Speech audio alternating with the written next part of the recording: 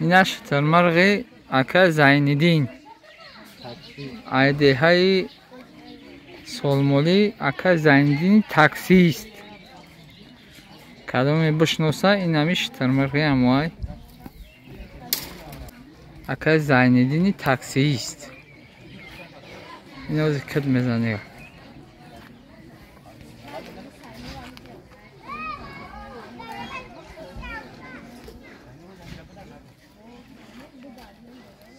اینا شترمرغ. او پدر نالت.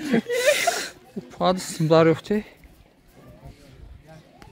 کد میزده نظامی نه. چی اینجا میخره؟ دونه چی؟ سپیسال نیه؟ نه سپیسال خراک داشته 380 سومون میگه میخرم.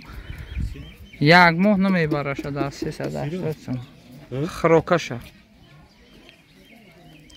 380 سومون یک خوبچه شده. یک ماه نمیبره.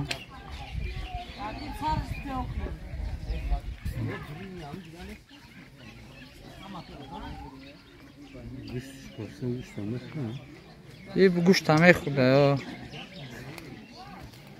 کد میزنه از نگاه نگاه.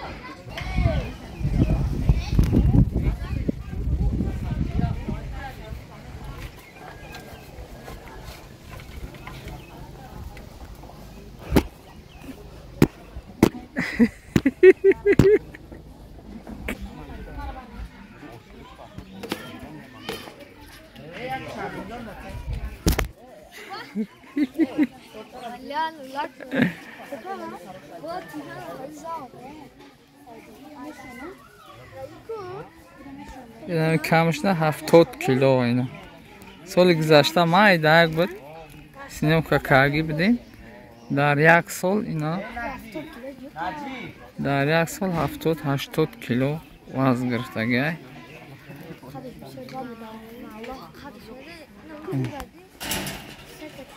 شترمرغ در ناحیه بالجوان.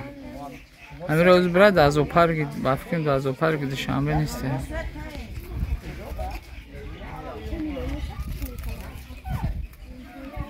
کت میزنه از نگاه کت میزنه نگاه.